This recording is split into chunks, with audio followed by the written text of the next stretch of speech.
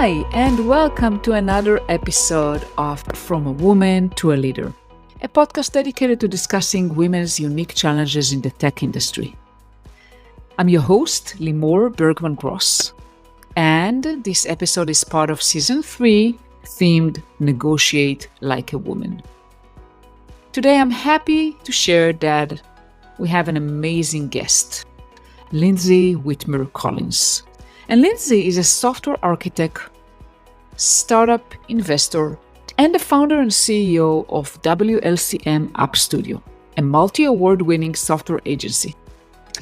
Lindsey says in the episode that recognizing and overcoming biases in the workplace was a game changer for her. It led her to build her own successful tech agency and help others do the same. In this episode, she shares her journey from being underestimated to creating a successful business. So you'll gain valuable insights on navigating biases, mastering negotiation, and turning setbacks into opportunities. Are you ready?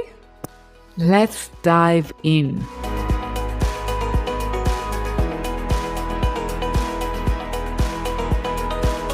Hi, Lindsey. Welcome. Thank you so much for being here today. Thank you. Thanks for having me. Yeah, I really appreciate the early morning right after dropping off your kids. So thank you. Yes, sure. I just got them out the door, so I'm ready to go. Yeah. And I wanted to start the conversation with talking about what you told me earlier about some of the biases you faced earlier in your career.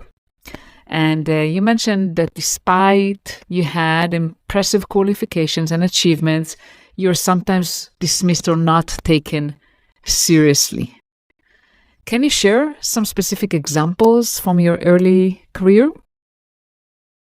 Yeah. And honestly, truthfully, after I graduated from college, kind of at that point in my life, I really didn't have a ton of awareness around biases. I wasn't really all that well educated around this, but my first job, my first real job, was in Washington, D.C., and I was working for a consulting firm. I was paid $30,000 a year, and I was living in DC. My rent was about 60% of my income. And, I think they decide that you're broke if you pay more than 40% of your income on your housing. So I was like very, very broke at that rate. I had graduated from college with having collected a bunch of trophies, right? And I did this through high school too. I was just an achiever, and I did all the things and got the great test scores. And in my first job, I made $30,000 a year. At the time, I didn't realize how broke I was going to be with that amount of money. But I had about a year of that, and then I asked for a raise, specifically to make $32,500 a year, which wasn't really going to move the needle, but it felt like that would be a big deal on principle to make just a little bit more.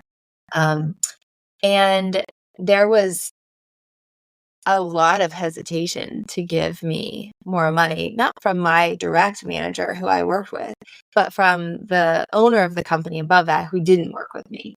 And I didn't really fully understand why it was so hard to give me that much of an incremental raise.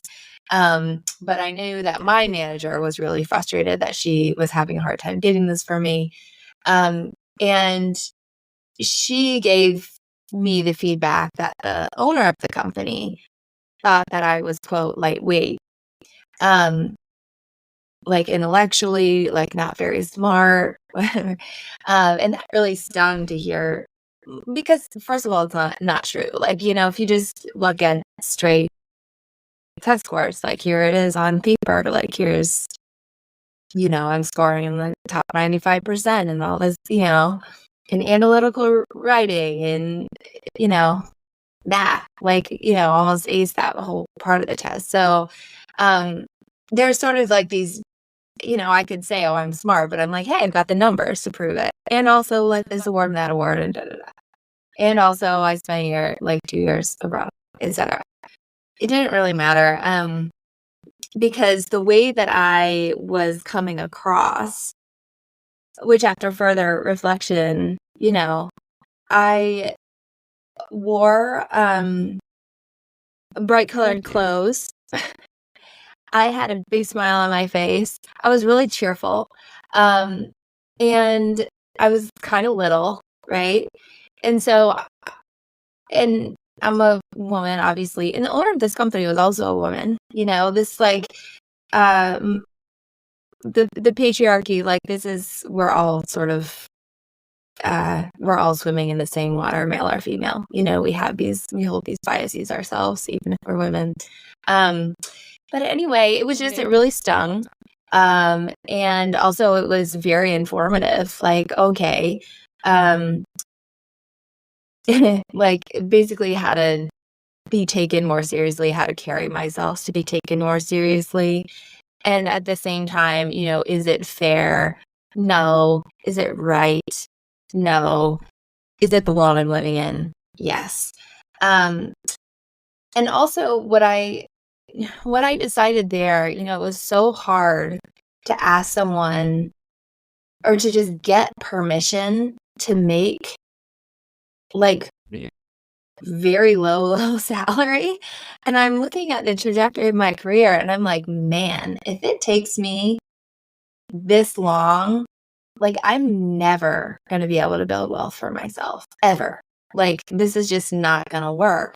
I was working 3 jobs. I had a waitressing job. I worked at a yoga studio so that I could get free admission to the yoga studio, So it was just, I'm like, this isn't going to work. And what I said to myself was like, I'm smart. I know I'm like capable and I can figure this out. I can figure out money. I can figure out how to make money well, and build wealth. And if they're not gonna give me permission to do it, and it's like they don't even want me to do it. Like the interest of the business owner is for them to build wealth. And for me to make as little as possible, really, if you look at the bottom line of any business. So it just wasn't going to work for me. Instead of trying to get a seat at the table and trying to convince people I was worthwhile, I just kind of said, well, I know I'm worthwhile. I know I'm smart. And I just built my own table. And that was the beginning of my entrepreneurial journey. Really, the genesis of that was that comment that I'm lightweight. So Yeah. I'm going to give myself permission. Yeah. Yeah. And it's even more unfortunate to hear that your bias, those biases came from another woman. You would think that maybe women had more tendency to remove biases, but apparently not. Well, I think it's important for us to like be aware of, because we can watch our own selves, right? I really try to be mindful of, the biases that I hold, that I have sort of absorbed from the culture, right? And there's another example just even recently, a couple of months ago. I have this story about my son. He's in kindergarten and we were building cubes together. And essentially he does multiplication in his head. In the process of playing this little game with him, I realized like, oh, he's like, oh yeah, 3 and 2, that's 9. I'm like, wow, you're 5, like you're brilliant, right? So I'm like super, like, this is such a cool story. So I told a friend of mine who is a male. He's works in venture capital in the city. And the first thing he said was, is your husband good at math? I told the same story to one of my female friends, who's a female entrepreneur, who's really faces biases against women all the time, talks about it, cares about it. And I told her that story. And the first thing she said back to me was, is your husband good at math? Mm. And I pointed this out to both of them, but, in those moments, she actually came back to me a couple days later and said, "I haven't stopped thinking about this. I actually had a dream about it. I feel so terrible." Like, isn't it amazing that we have that even I, as somebody who really tries to be mindful of this, and she felt terrible about it, but, I don't want her to. Like, it's just that we've absorbed these things when we just want to be aware of it, right? Yeah. So before we dive into your entrepreneurial journey, I wanted to ask you, looking back in your early, career, when you're young, would you do anything differently based on what you know today? I don't know that I could have. There's a rate at which we have to grow up, and we can't just be grown up, Like, I can be like, "Oh, well, when I'm 21, I'm gonna have all the wisdom I do today." I mean, that's not how it works. You have to go through, you have to bump up against things in order to figure out, "Oh, that's where that's how the world works. Okay." And then you do this and think, "Oh," you know, um and if life didn't have any friction, I don't think it would be that interesting. Um, I have a creative job where, I'm involved in a lot of different startups. I'm always starting my own projects. Like, I don't really like just being safe. Like, I like experimenting, trying something different. Um, because I don't want it to be frictionless. I want to feel like I'm alive. And I do that by sort of going into new territory all the time. So I wouldn't deprive my young self of that experience. Yeah. And it seems like that initial experience with the biases against you and, really paid very little, led you to your destiny to build your Yeah. own table, as you said. Yeah. I mean, if I had been getting paid really well, I probably I just wouldn't have had the same need to do something different.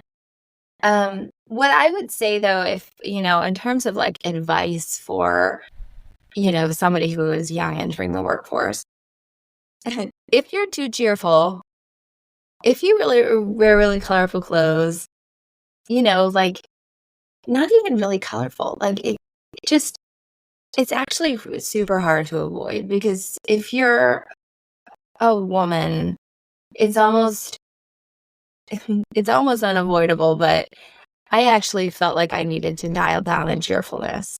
And I still, and like dial down the exclamation marks, like, be more just straightforward and, yeah, more serious, I guess. Yeah, and this is unfortunate because eventually we want every woman to be herself and not to try to be something she is not. Right? Yeah. So tell us about how you started your business, how you built your own table. Yeah. It took a while for me to like figure out. So my initial thought was, the App Store had just launched and smartphones and mobile apps were this super brand new. Baby infantile, the App Store had maybe like 50 apps in it, right? And so I wanted to create an app. I was really excited about that medium and the impact that it could have, right? To be able to create a tool that you have on your phone that you carry with you all the time. If I want to make updates to that product I built, I could make them and ship them to you in real time all around the world, right? Which you can't do. Like if you buy a sweater, for example, you can't like change the hem of the sweater and have everybody's sweater change at the same time, That's something you can do with software. That was really exciting for me. And I had an idea for an application that I was really excited about. I raised some money I got a great grant.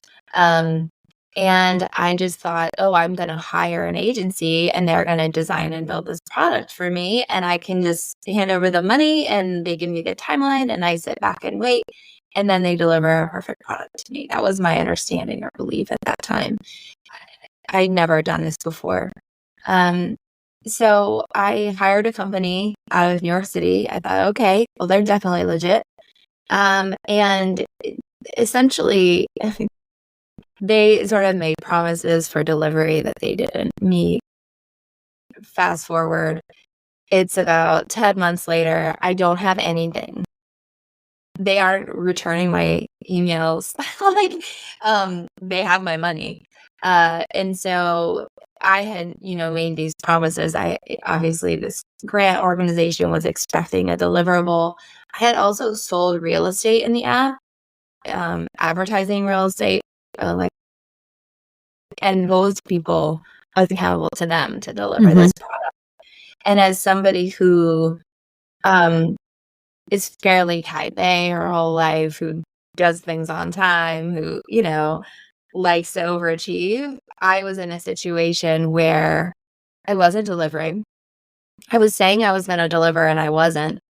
And also, the quality of any little piece that they would give me was poor. And so it was honestly a dark night of the soul for me. I remember laying on the grass underneath this little tree, looking at the sky and just feeling defeated. I don't really see a way out of this. I had about $20,000 left at that point. I had no product. My reputation with all these people had really gone down the tubes. I was just so embarrassed because I believed this company when they said they were going to deliver something. And so I had to just figure it out. I've got to deliver this thing. I made promises. If it were up to me, I would have just cut and run at that point, but it wasn't. I was obligated. And so I pieced together this development team and I figured out how to do UX, which actually I learned I was born to do UX. I've been interested in that my whole life without really understanding what it was. And I apprenticed with a designer out of MIT. At this point, I had moved to Boston, worked with him to figure out how to design UX. So I designed the UX UI for this product. At the time, I think I designed it in PowerPoint, and then had it built, sort of poorly, and then released it. So finally I get this product out. I wasn't super happy with the quality of it. It felt very mediocre. How, yeah. I wasn't. I was like, this could have been so much better. This is the best I could do. It's my first rodeo. And then I actually got a decent amount of traction behind it. People liked it. I got some press around it. And then, various people in my network and in their networks, there was people who heard about this product. These are early days in the App Store, were writing to me and saying, oh, I want to build an app too. How did you do it? And my feeling was I really kind of hesitated pretty hard. Because part of me just wanted to say, don't do it. Another part of me really believed in the medium and was really excited about, especially women and marginalized people who are not typically in tech, to be building there. I felt like that was really important. But I didn't really know how to help them do it because I wasn't really interested in doing this anymore. I wanted to create a wellness consultancy using design thinking to create these environments of well-being within workplaces. So I was trying to create this other consultancy, and then on the side, I was just helping them. It's like watching people you wading into a pond that is full of alligators, and it's like, okay, I know I can help you with this. And so I just sort of I was doing that to the point where I told my husband, I really have to stop helping people with software because if you chase two rabbits, don't catch neither. It's Mark Twain quote. I need to just focus on this consultancy. And he said, with all due respect, nobody wants to pay you for this consultancy. People really want to pay you for the app work. Like they want that. There's demand for it.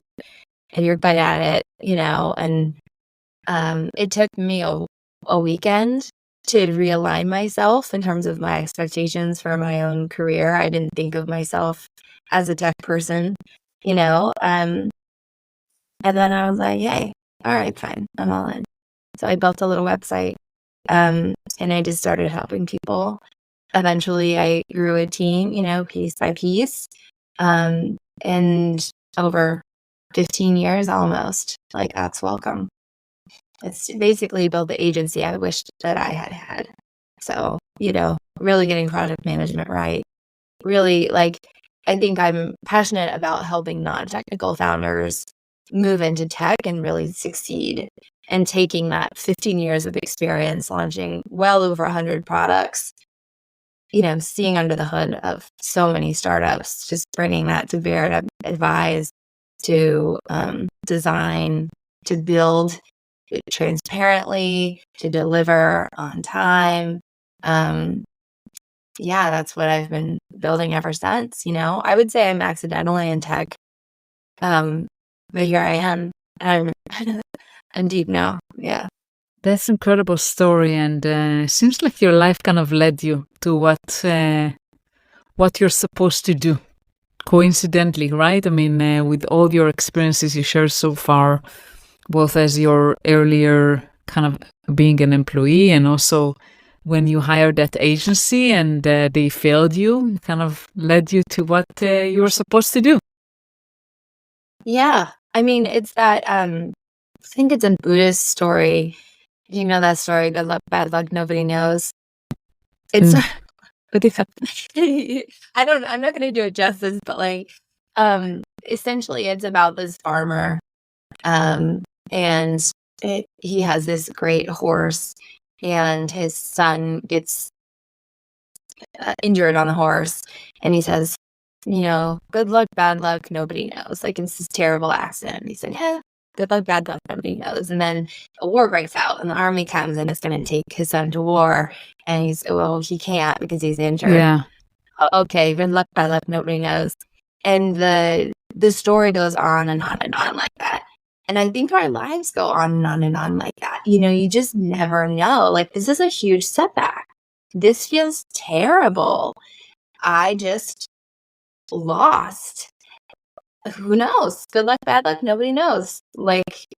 So I actually heard this story. I just when you said initially the name, it didn't sound familiar, but yes, I am familiar with the story. And just kind of the message here is that whatever happens for a reason, and even if it seems at time like a crisis, like a challenge, eventually there is a reason for that, and it helps us be more resilient, and in your case, kind of figure out your course and what you're supposed to do.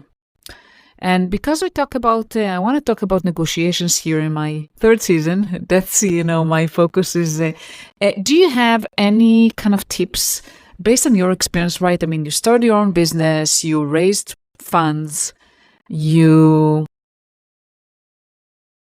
consult, you give services. What kind of tips you have for women that struggle with asking for money, which we know is hard, especially for women?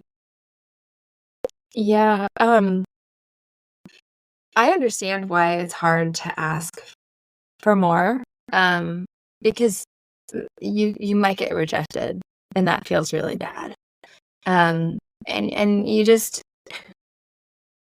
if you know that it's you have a really good case, just ask for more. But it's like, I'm asking for more because, and you feel just really super good about it, then you have to, you're doing yourself a disservice if you don't ask. And then also, if you get rejected, get over it, as quickly as possible. Because if it hurts too much to get rejected, then you will stop asking.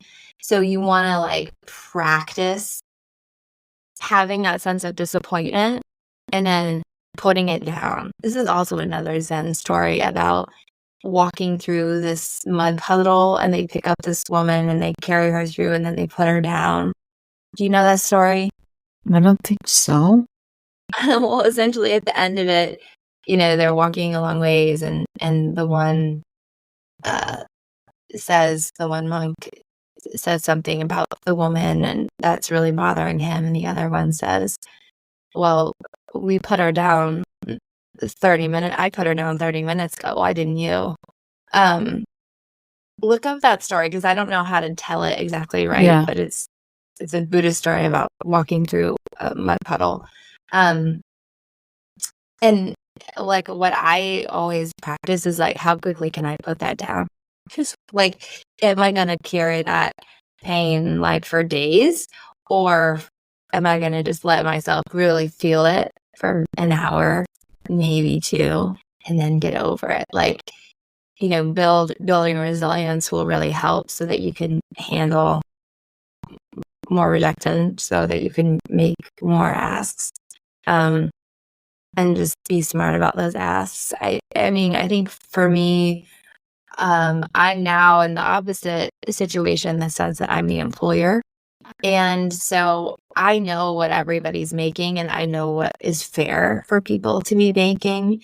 And I noticed that one of my most senior, most reliable developers had a baby and is still working part-time, so she works in the hours that work for her. She works the amount that she wants to work in order that she can take care of this, beautiful little girl. And she never asked for a raise, when her anniversary came around.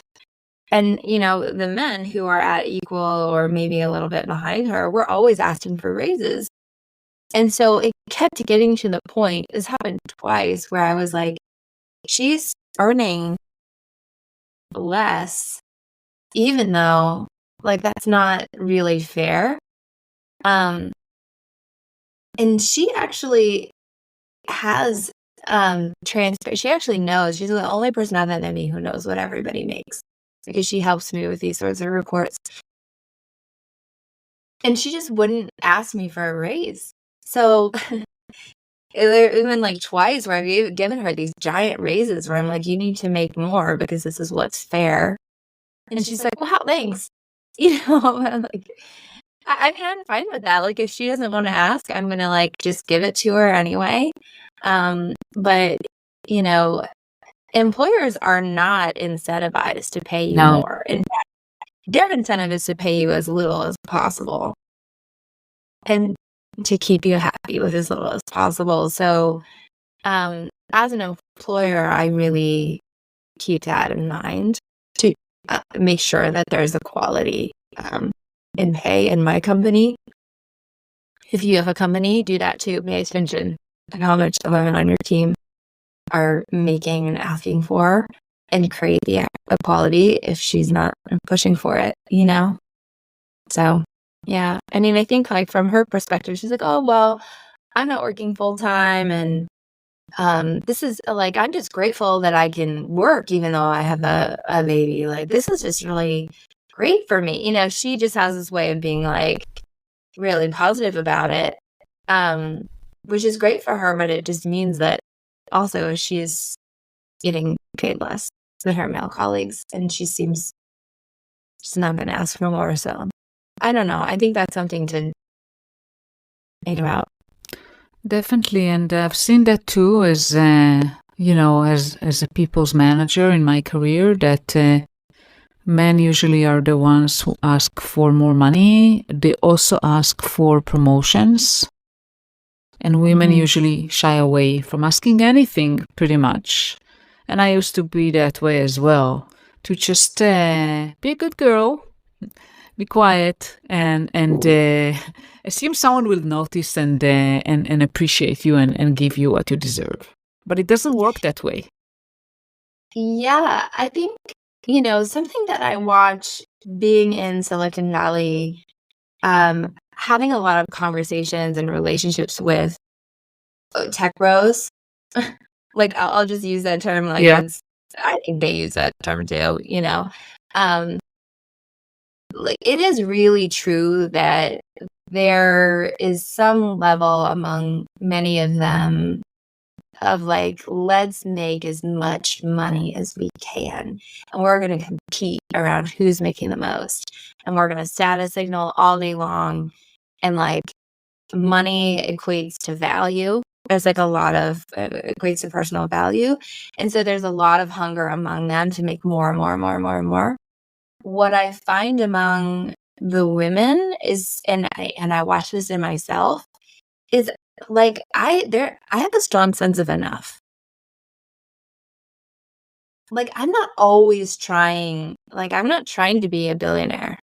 I'm not trying to be 100 millionaire. Like, it's whereas like just about everybody I know in tech, it really is, you know.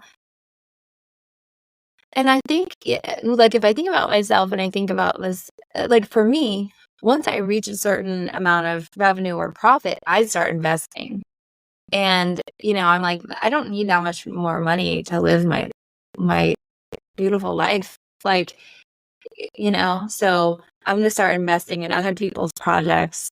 I'm going to start investing in my team's creative ideas. And I noticed this with this employee where she really has a sense of like, well, it's great that I get to make, it's good money anyway. It's great that I get to make this much money and I get to have time and location freedom and I get to take care of my child, and it's like, yeah, but you're just as good a developer as this person. So like on an hourly basis, you should be making as much as them, So Yeah. I don't know. I think women have a sense of enough and sometimes men don't. It gets really dicey and dangerous and feels a little unsafe to talk about differences between men and women right now, so I want to be careful about generalizations, but that's just something I've observed. Yeah. And I would just say that it's okay to want certain things in life, right? If you mentioned your employee, she really appreciates the flexibility you give her, ability to work part-time while raising her baby girl. That's great, but still, I mean, doesn't mean that it has... Yeah. The Yeah, men who are absolutely. making more money than her have the same flexibility. They work full time, but like, I don't think that it's about the quality of the work, your efficiency. Yeah. So. Yeah. And before we end our episode, what else do you want to share with our audience that maybe I haven't asked you? I think mostly keep your eyes open. And sometimes keep your eyes open in terms of the adventure of the life that you're on. In some points, you might have what feels like a major setback. You will find yourself, I think, more often when you're younger, less often as you get older, in these transition periods, also known as liminal space. These sort of, where what was before is no longer good, and you don't know what's going to come next. And so you find yourself, when you're in liminal space, it's really kind of painful because there's a lack of clarity around it. Go really easy on yourself and trust that eventually, looking back, all those dots are going to connect and it will make sense. And you'll see, oh, wow, that got me to this really great place. But you don't want to rush to be older, right? Like, so just go for the ride, feel all the feelings, do the best you can with what you have, and just be open to, like, I don't know what you want to call it, but just be open to the accidents that happen. Follow the energy, follow what feels good. lights you up and see what happens. I think life should be an adventure. It shouldn't be like an easy road, no fun. Yeah, I agree with you. Thank you so much, Lindsey. Really enjoyed talking with you today. And before we end, how can people find you and your company? Yeah, so I have a newsletter on LinkedIn. Follow our newsletter. So Okay. I write there. Yeah, I go to LinkedIn, look me up, Lindsey Witmer Collins. I have my newsletter. It's monthly, and it's like a roundup of the articles that we've written. I write for Forbes and also Inc.com. I write on my own blog. I'm writing a lot about AI, data security. We're in a big shift in tech right now, and so I write about that and kind of what to pay attention to. I especially want people to follow my newsletter if you're not in tech, so that you can kind of know what's going on and how it's relevant to you and what you might want to think about moving forward. Yeah. Perfect. So I'll put information about your LinkedIn profile and your newsletter for people to follow. Thank you so much for being here today, Lindsey. Yes, thank you.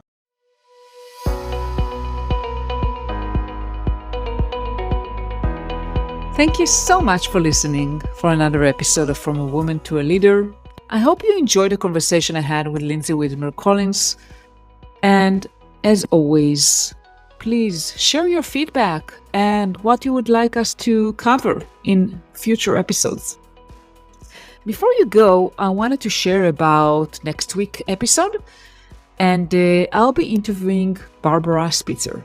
She is a highly respected advisor to boards and CEOs, and she is also the founder and CEO of Two Rivers Partners. Barbara will share her incredible insights on authentic leadership and negotiation strategies, especially designed to help you navigate and thrive in the tech industry.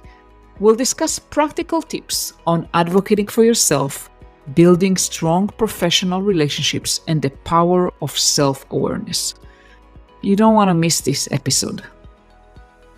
So, please make sure to follow or subscribe From a Woman to a Leader to get notified as soon as the episode drops. See you next week. Bye-bye.